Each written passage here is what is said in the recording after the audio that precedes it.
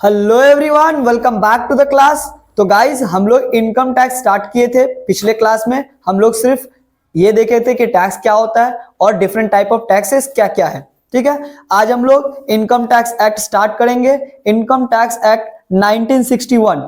ठीक है, हम लोगों को जो पढ़ना है वो इनकम टैक्स एक्ट 1961 है। ठीक है, हम लोग आज के क्लास में कुछ इंपॉर्टेंट डेफिनेशंस देखेंगे इनकम टैक्स एक्ट 1961 के। आईटी एक्ट 1961 का कुछ इंपॉर्टेंट डेफिनेशंस आज के क्लास में हम लोग डिस्कस करेंगे। ठीक है, सबसे पहला जो डेफिनेशन है वो असीसी का डेफिनेशन। सबसे पहले क्या है, असीसी का है। आईटी एक्ट के सेक्शन 2 में तुम लोगों को ज्यादातर डेफिनेशंस मिलेंगे। ठीक है, सेक्शन 2 सब सेक्शन 7 में जो पहला डेफिनेशन है वो असीसी का दिया हुआ है। असीसी का मतलब होता क्या है? असीसी वो इंसान होता है जो टैक्स पे करता है। असीसी वो इंसान होता है जो टैक्स पे करता है अपने इनकम पे। अपने इनकम पे जो टैक्स पे करता है वो असीसी कहलाता है। A person who is liable to pay any other sum of money under income tax act. अगर इनकम टैक्स के अंदर तुमको कोई इंटरेस्ट देना है, कोई पेनल्टी देना है, कुछ भी देना है तो तुम असीसी कहलाओगे। ठीक है, असीसी का मतलब समझ में आ गया। अगर तुम टैक्स पे करते हो या कोई भी इंसान अपने इनकम पे टैक्स पे करता है उसको असीसी बोलते हैं। या फिर किसी भी सॉर्ट ऑफ टाइप का अगर तुमको मनी इनकम टैक्स के अंदर ड्यू है या फिर तुमको देना है या फिर रिफंड लेना है तो तुम असीसी कहलाओगे। ठीक है, समझ में आ गया। चलो, असीसी के बाद जो दूसरा डेफिनेशन है वो है असेसमेंट ईयर। किसका है? Assessment year. ये सेक्शन 2 सबसेक्शन 9 में है। ये आईटी एक्ट के सेक्शन 2 सबसेक्शन 9 में असेसमेंट ईयर का डेफिनेशन दिया हुआ है। क्या होता है असेसमेंट ईयर? असेसमेंट ईयर अगर हम लोग रफली समझे, असेसमेंट ईयर वो ईयर होता है जिसमें किसी इंसान का इनकम कैलकुलेट किया जाता है। हम लोग जिस साल जिस ईयर हम लोग किसी असीसी का इनकम कैलकुलेट करते हैं उस साल को हम लोग असेसमेंट ईयर बोलते हैं। देखो, assessment year refers to that year, उस साल को बोलते हैं when the income of the previous year, जो पिछले साल हम लोग कमाए हैं, of an assessee is assessed और डिटरमाइंड। जिस साल हम लोग को ये कैलकुलेट करना पड़ता है कि भैया पिछले साल मतलब प्रीवियस ईयर में कोई भी असीसी कितना टोटल इनकम वो अर्न किया है, उस साल को हम लोग असेसमेंट ईयर बोलते हैं। समझ में आया? जिस साल दैट ईयर, जिस साल प्रीवियस ईयर का जो अर्निंग होता है, हम लोग किसी भी असीसी का जो प्रीवियस ईयर का अर्निंग होता है उसको असेस्ट करते हैं और डिटरमाइन करते हैं, उसको हम लोग असेसमेंट ईयर बोलते हैं। ठीक है, अच्छा, assessment year refer to that year when the income of the previous year and assessee is taxable. जिस प्रीवियस ईयर का इनकम जिस साल टैक्सेबल होता है उस साल को असेसमेंट ईयर बोलते हैं। मतलब अगर कोई बंदा 2023-24 में कमाया है तो वो 2024-25 में टैक्स देगा, तो 2024-25 जो टैक्स पे करने का साल है उसी को हम लोग असेसमेंट ईयर बोलेंगे। जिस साल वो टैक्स को पे कर रहा होगा उस साल को हम लोग असेसमेंट ईयर बोलेंगे। समझ में आ गया? असेसमेंट ईयर 12 महीना का होता है। ये भी 1 अप्रैल ऑफ ईच ईयर, हर साल के 1 अप्रैल से लेकर 31 मार्च नेक्स्ट ईयर का, मतलब 2024-25 अगर है, 2024 का 1 अप्रैल से लेके 2025 का 31 मार्च तक असेसमेंट ईयर कहलाएगा। समझ में आ गया? चलो आगे बढ़ते हैं। हम लोग असेसमेंट ईयर देख लिया। असेसमेंट ईयर के बाद हम लोगों का अगला आता है प्रीवियस ईयर। सेक्शन 3 में लिखा हुआ है ये। प्रीवियस ईयर क्या होता है? प्रीवियस ईयर वो ईयर है जिसमें असीसी इनकम को अर्न करेगा।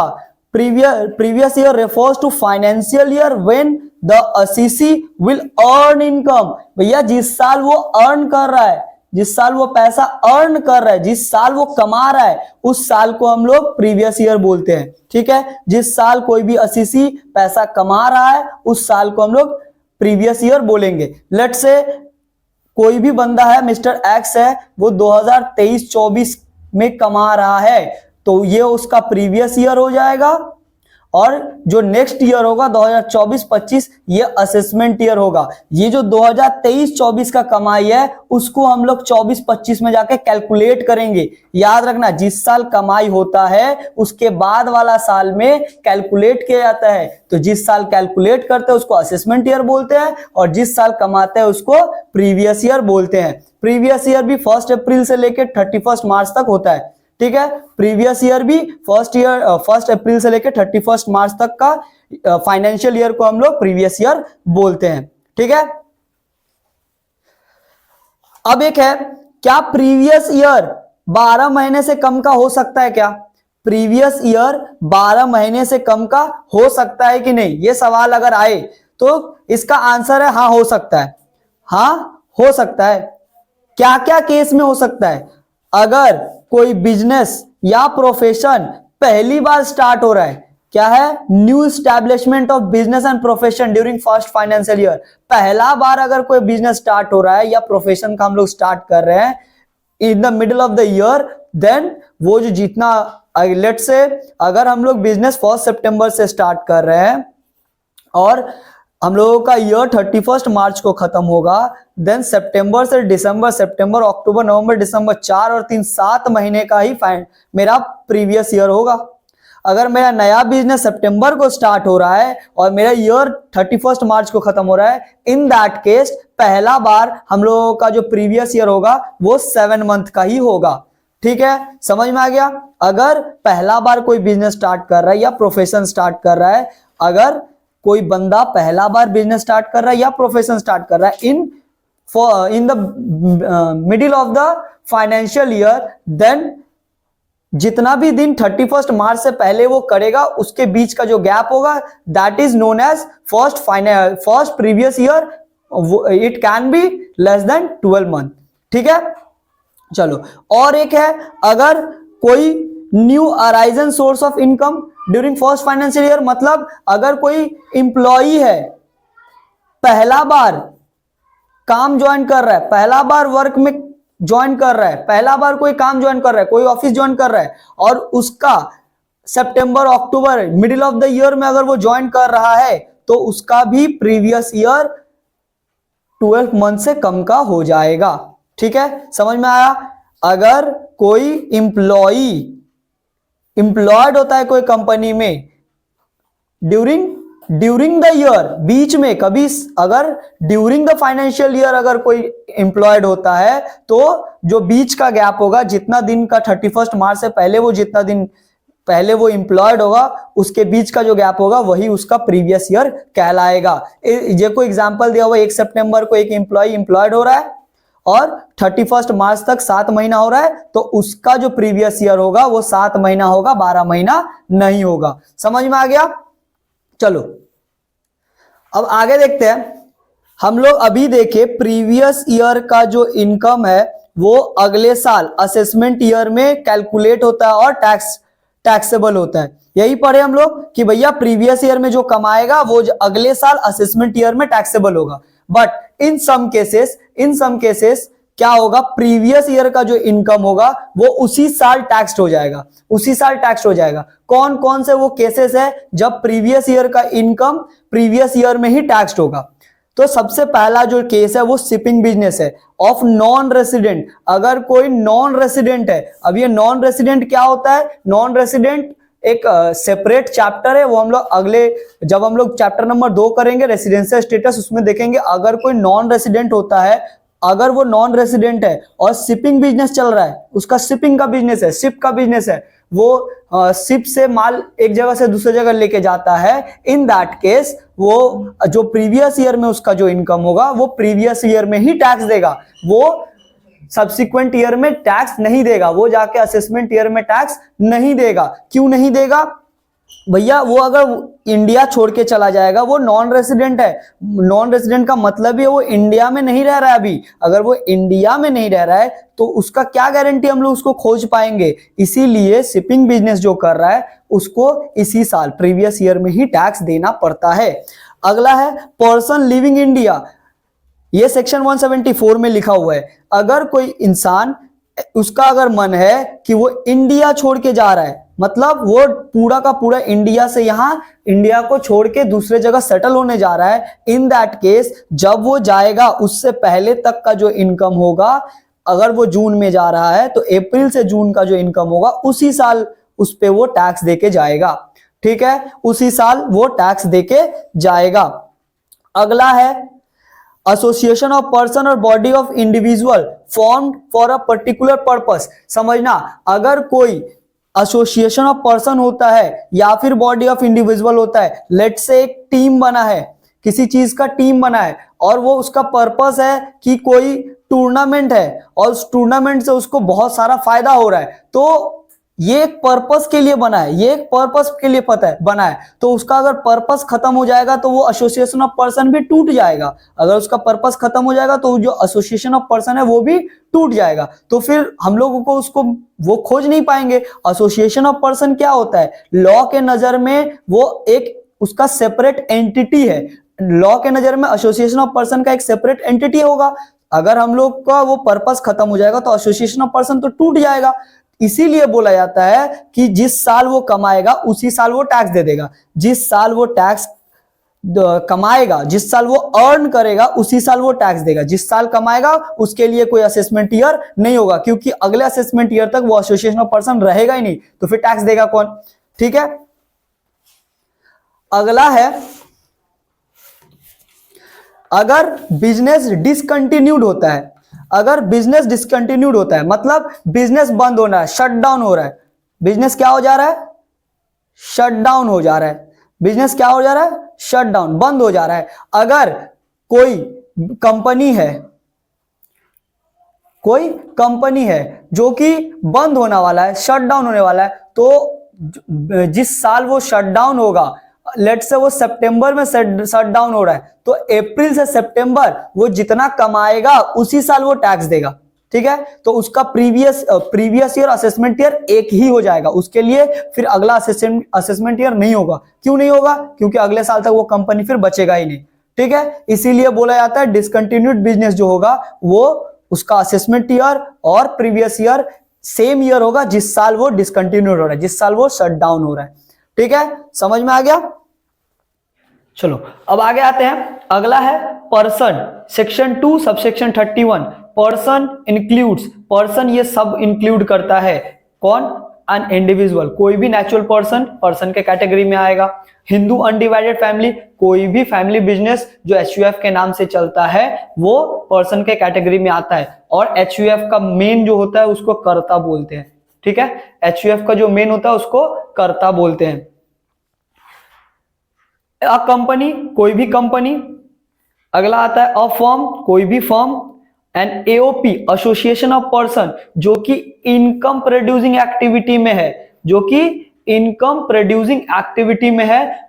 कोई भी association of person, a group of person जो कि इनकम प्रोड्यूसिंग एक्टिविटी में है, वो भी पर्सन कहलाएगा। ठीक है, अगला है बॉडी ऑफ इंडिविजुअल, वेदर और not with income producing activity. A body of individual, चाहे वो इनकम प्रोड्यूसिंग एक्टिविटी में है या नहीं है ये नहीं देखेंगे। ठीक है, वो पर्सन कहलाएगा। अ लोकल अथॉरिटी, कोई भी म्युनिसिपल कॉर्पोरेशन, कोई भी municipal committee, district board, body of port commissioner, ये सब कोई पर्सन के कैटेगरी में आ जाएगा। अगला होता है artificial judicial person. Artificial judicial person किसको बोलेंगे? कोर्ट के नजर में जो भी जिसका भी सेपरेट एंटिटी है, चाहे वो नेचुरल पर्सन हो या ना हो, सब क्या कहलाएगा? आर्टिफिशियल जुडिशियल पर्सन कहलाएगा। जैसे कि पूरी temple, ICAI, institute of chartered accountant of India, ये सब कोई क्या कहलाएगा? Artificial judicial person. ठीक है, ये सब कोई पर्सन के कैटेगरी में आएगा। ठीक है, अगला हम लोग पढ़ेंगे इनकम। अगला क्या पढ़ेंगे? इनकम। देखेंगे इनकम किसको बोलेंगे। As per IT act income क्या क्या कहलाएगा। As per section 2 subsection 24 income tax act, income includes, income ये सब अभी जो हम लोग पढ़ेंगे सारा इनकम टैक्स एक्ट के तहत इनकम कहलाएगा। और ये बात भी याद रखना, इसके अलावा अभी जो हम लोग पढ़ेंगे इसके अलावा भी अगर कुछ नॉर्मल टर्म में जिसको हम लोग इनकम समझते हैं वो भी इनकम कहलाता है, ये भी लिखा हुआ है। ठीक है, अगला पहला है प्रॉफिट और गेन्स फ्रॉम बिजनेस और प्रोफेशन। अगर तुम लोग कोई बिजनेस कर रहा है या फिर कोई इंसान प्रोफेशन में है, कोई भी प्रोफेशन में है, उससे अगर कोई प्रॉफिट कमा रहा है या कुछ भी मिल रहा है उसको, वो इनकम कहलाएगा। अगर कोई कंपनी डिविडेंड देता है वो इनकम कहलाएगा। अगर कोई charitable trust, religious trust, university से तुमको कोई भी पैसा मिलता है वो इनकम कहलाएगा। हम लोग जब सैलरी पढ़ रहे होंगे, सैलरी में देखेंगे अगर कोई तुमको परक्यूजिट मिलता है, profit in lieu of salary मिलता है, ये सब इनकम कहलाएगा। ये सब होता क्या है हम लोग जब सैलरी पढ़ेंगे तब इसको डिटेल में डिस्कस करेंगे। ठीक है, चलो। स्पेशल अलाउंस और benefit specially granted either to meet personal expenses और performance on duty of officer और एम्प्लॉयमेंट। जब हम लोग सैलरी पढ़ेंगे तब देखेंगे कि कोई भी काम करने के लिए अलग अलग टाइप का अलाउंस मिलता है, तो वो सब भी इनकम कहलाता है। ठीक है, export incentive such as duty drawback company compensatory support. जब हम लोग एक्सपोर्ट करते हैं ना, हम लोगों को कुछ इंसेंटिव्स मिलता है, वो सब हम लोगों के लिए इनकम कहलाएगा। ये हम लोगों को मिलता कहां से? सेंट्रल गवर्नमेंट या स्टेट गवर्नमेंट हम लोग को देता है, तो ये सब क्या कहलाएगा? हम लोगों के लिए इनकम कहलाएगा। ठीक है, इंटरेस्ट, अगर हम लोग कोई कहीं पे लोन दे के रखे हैं या फिर बिजनेस में कैपिटल दिया, उस पर इंटरेस्ट मिल रहा है, वो सब मेरे लिए इनकम कहलाएगा। या फिर हम कहीं पे काम कर रहे हैं, मेरे को सैलरी मिल रहा है, बोनस मिल रहा है, कमीशन मिल रहा है, ये सब मेरे लिए इनकम कहलाएगा। कैपिटल गेन, अगर मेरे पास कोई कैपिटल एसेट है, उसको बेच रहे, उससे मेरे को कोई लाभ हो रहा है, तो मेरे लिए वो इनकम कहलाएगा। अच्छा, ये सारे चीज हम लोग आगे सब डिटेल में डिस्कस करेंगे।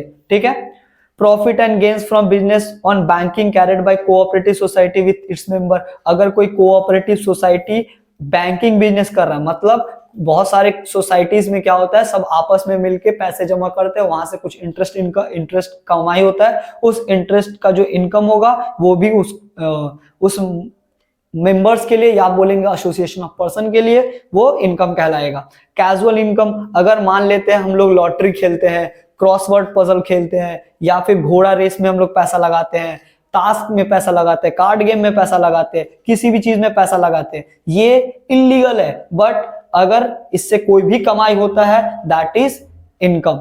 ठीक है, डीम्ड इनकम, अगर अंडर सेक्शन 41 या 59 के तहत अगर तुम्हारा कोई डीम्ड इनकम है, वो भी इनकम कहलाएगा। ये सब सेक्शन हम लोग जब सेक्शन वाइज सेक्शन पढ़ेंगे तब और डिटेल में पढ़ेंगे इसको। ठीक है, sum received by an assessee from his employer towards welfare fund contribution. बोल रहा है कि अगर कोई भी वेलफेयर फंड कंट्रीब्यूशन है, जैसे पीएफ होता है, ईएसआई होता है, फिर हम लोगों का ग्रेचुइटी है, आगे जब हम लोग सैलरी पढ़ेंगे तब ये पूरा डिटेल में पढ़ेंगे। ग्रेचुइटी है, लीव इनकैशमेंट है, ये एक बार में हम लोगों को पैसा दिया जाता है, वो पैसा इनकम कहलाएगा। ठीक है,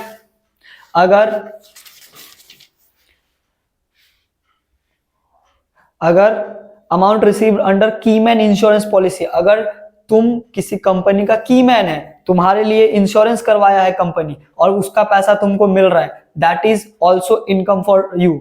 ठीक है, amount received under agreement for not carrying out activity in relation to any business. क्या बोल रहा है? Agreement for not carrying out activity in relation to any business और not sharing any know how patent copyright. अगर मान लो तुमको कुछ पता है, तुम कोई गाना लिखा है या फिर तुम कोई स्टोरी लिखा है और तुमको कोई कंपनी पैसा दे रहा है कि भैया ये किसी को मत बताओ, ये किसी को मत दिखाओ, that income is also income for you. ठीक है, बेनिफिट और perquisite receive from company by a director और पर्सन होल्डिंग सब्सटेंशियल इंटरेस्ट और relative of the director of such person. क्या बोल रहा है? बेनिफिट और perquisite receive from a company by a director. अगर मान लो कोई डायरेक्टर कंपनी को पैसा दे रहा है, कोई भी कंपनी को डायरेक्टर पैसा दे रहा है, तो वो भी कंपनी के लिए इनकम कहलाएगा। गिफ्ट रिसीव्ड बाय इंडिविजुअल, अगर किसी को कोई गिफ्ट मिल रहा है, शादी में मिल रहा है, बर्थडे पार्टी में मिल रहा है, या फिर किसी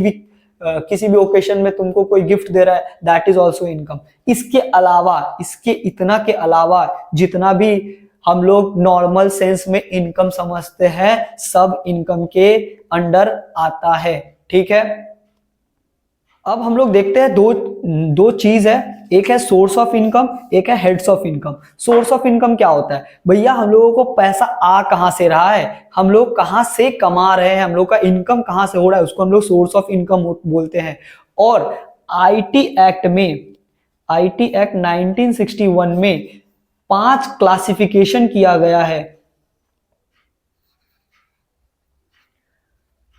5 क्लासिफिकेशन किया गया है कि भैया जितना भी इनकम होगा इस 5 के अंडर ही आएगा, इस 5 हेड के अंदर ही आएगा, तो उसको हम लोग हेड ऑफ इनकम बोलते हैं। सोर्स ऑफ इनकम कहां क्या होता है भैया, हम लोग जहां से इनकम करते हैं। Source of income means the origin of income, भैया इनकम आ कहां से रहा है, वेयर द इनकम अराइज और अक्योर। जैसे डिविडेंड फ्रॉम फॉरेन कंपनी, हम लोगों को फॉरेन कंपनी से डिविडेंड मिल रहा है, बैंक से हम लोगों को इंटरेस्ट मिल रहा है, हम लोग अगर किसी को भाड़ा दे के रखे वहां से रेंट मिल रहा है, ये सब क्या है, सोर्स ऑफ इनकम है। ये क्या है, सोर्स ऑफ इनकम है। अब इसी सोर्स ऑफ इनकम को, ये जो इनकम कमाए, आईटी एक्ट में इसको 5 हेड बनाया गया है। सारे इनकम कोई ना कोई हेड में जाएगा, कोई चाहे उसका सोर्स ऑफ इनकम कहीं भी हो, ये 5 हेड के अंडर ही आएगा, किसी ना किसी एक हेड के अंदर जाएगा।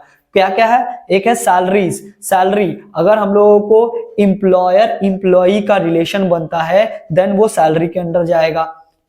अगला होता है इनकम फ्रॉम हाउस प्रॉपर्टी, अगर हम लोग किसी को घर भाड़ा पे दिए, रेंट पे दिए तो वो इनकम फ्रॉम हाउस प्रॉपर्टी में जाएगा। अगर हम लोग कोई बिजनेस चला रहे हैं या फिर मेरा कोई प्रोफेशन है, उससे हम लोग प्रॉफिट और गेन्स कर रहे हैं तो वो प्रॉफिट एंड गेन्स में जाएगा। अगर हम लोग, मेरे पास कैपिटल एसेट है और कैपिटल एसेट को बेच के कहीं से कुछ कमा रहे हैं तो वो कैपिटल गेन में जाएगा। और इस चारों में जो नहीं जाएगा वो इनकम फ्रॉम अदर सोर्स में जाएगा। ठीक है, अब ये सब हम लोगों को एक एक करके सबका बारे में पढ़ना है। आगे हम लोग इस सब के बारे में पढ़ेंगे। सैलरी सेक्शन 15 to 17 में लिखा हुआ है, income from house property 22 to 27 में लिखा हुआ है, profit and gains of business and profession section 28 से लेकर 44 तक लिखा हुआ है, कैपिटल गेन 45 से 55 तक लिखा हुआ है, और इनकम फ्रॉम अदर सोर्स 56 से 59 तक लिखा हुआ है। ठीक है, इसको हम लोग बोलेंगे हेड्स ऑफ इनकम। समझ में आ गया? चलो अब हम लोग आते हैं, हम लोगों का नेक्स्ट जो है वो है ग्रॉस टोटल इनकम। क्या है ग्रॉस टोटल इनकम भैया? अब ये ग्रॉस टोटल इनकम होता क्या है? ग्रॉस टोटल इनकम क्या होता है? अभी जो हम लोग हेड्स ऑफ इनकम पढ़े, इस हेड्स ऑफ इनकम को जब हम लोग जोड़ देते हैं, सारे हेड्स ऑफ इनकम जो मेरा सैलरी है, हाउस प्रॉपर्टी है, कैपिटल गेन है, profit and gains from business and profession है, अदर सोर्सेस है, इस सारे का एग्रीगेट ग्रॉस टोटल इनकम कहलाता है। ठीक है, इस पांचों का एग्रीगेट ग्रॉस टोटल इनकम कहलाता है। बस देखो, gross total income refers to aggregation of income under the 5 heads of income as specified under section 14। ठीक है, the summation of salary, income from house property, profit and gains from business, capital gain, income from other source, पांचों को जोड़ देंगे तो क्या बन जाएगा? Gross total income. इसके ठीक बाद आता है टोटल इनकम। इसके ठीक ही बाद क्या आता है? Total income. तो भैया ग्रॉस टोटल इनकम के बाद इसमें से कुछ डिडक्शंस मिलता है। ठीक है, इससे चैप्टर 6A का कुछ डिडक्शंस मिलता है, उसके बाद कुछ हम लोगों को एग्जम्पशंस मिलता है। वो सब करने के बाद जो बचता है वो होता है टोटल इनकम। देख लेते हैं। Total income refers to difference between gross total income deduction as per chapter 6A, gross total income as reduced by deduction under chapter 6A, the total income is known as taxable income। ये जो हम लोगों का gross total income आता है, उससे chapter 6A का जो डिडक्शन मिलता है, उसके बाद जो पैसा आता है उसको हम लोग टोटल इनकम कहते हैं, और यही टोटल इनकम टैक्सेबल इनकम कहलाता है। और इसी टैक्सेबल इनकम पे हम लोग भरते हैं टैक्स। इसी पे हम लोग क्या भरते हैं? टैक्स भरते हैं। ठीक है, समझ में आ गया? चलो